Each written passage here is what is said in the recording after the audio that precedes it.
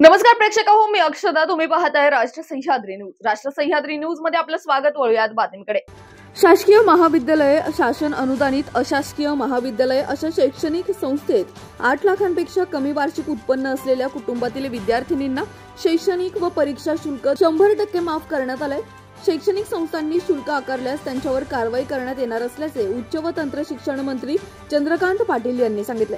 राज्यातील विद्यार्थिनींना शैक्षणिक शुल्क माफ करण्याच्या अंमलबजावणी संदर्भात मंत्रालयात आयोजित बैठकीत मंत्री श्री पाटील यांनी शैक्षणिक संस्थांना निर्देश दिले.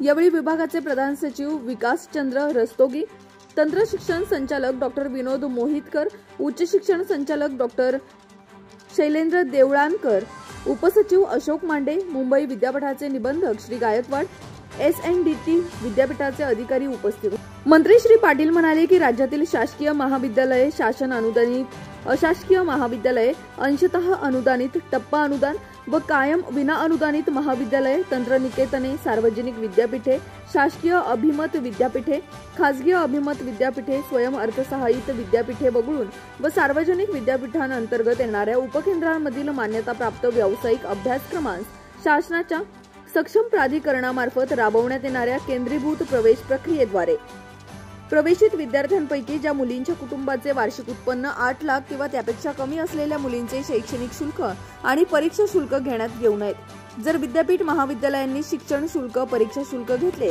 तर त्यांच्यावर कडक कारवाई करावी, अशा सूचना मंत्री श्री पाटील यांनी संबंधित अधिकाऱ्यांना दिल्या.